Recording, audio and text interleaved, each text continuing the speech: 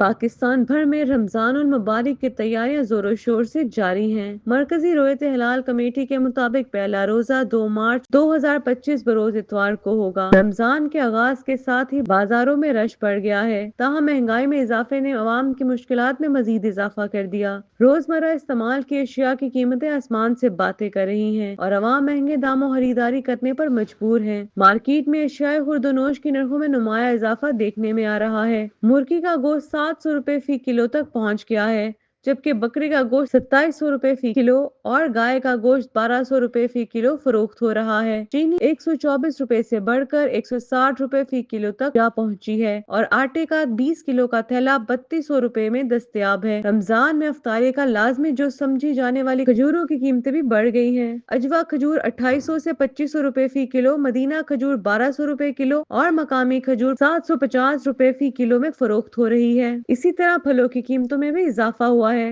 جہاں سیب 350 روپے فی کلو، کیلا 250 روپے درجن اور مختلف اقسام کی کھجوریں 770 سے 1500 روپے فی کلو تک جا پہنچی ہیں۔ دودھ، دہی، بیسن اور دیگر اشیاء کی قیمتوں میں بھی غیر معمولی اضافہ دیکھنے میں آیا ہے، جس کی وجہ سے عوام کی مشکلات میں مزید اضافہ ہو گیا ہے۔ رمضان المبارک کے دوران عوام کی سہولت کے پیش نظر حکومت نے سرکاری دفاتر اور تعلیمی اداروں کے اوقات کار میں تبدیلی کر دی ہے۔ سندھ حکومت کے اعلان کے مطابق 5 روزہ ہفتہ وار دفاتر کے اوقات صبح 10 بجے سے شام 4 بجے تک ہوں گے، جبکہ جمعے کے دن دفاتر 10 بجے سے 1 بجے تک کھلے رہیں گے۔ 6 روزہ ہفتہ وار دفاتر کے لیے اوقات صبح 10 بجے سے دوپہر 3 بجے تک مقرر کیے گئے ہیں۔ تعلیمی اداروں کے اوقات کار میں بھی رد و بدل کیا گیا۔ پنجاب میں اسکول صبح 8:30 بجے سے 1 بجے تک کھلیں گے، جبکہ جمعے کے روز 12:30 بجے چھٹی دی جائے گی۔ اسلام آباد میں اسکولوں کا نیا شیڈول صبح 8 بجے سے دوپہر 12 بجے تک ہوگا، جبکہ سندھ میں 2 شفٹوں والے اسکولوں میں پہلی شفٹ 7:30 بجے سے 11:30 بجے اور دوسری شفٹ 11:45 سے 2:45 تک جاری رہے گی۔